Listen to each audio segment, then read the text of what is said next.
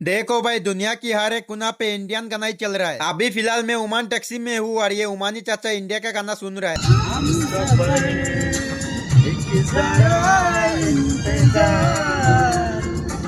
कायम सगाई जी रही मंजिल प्यार की।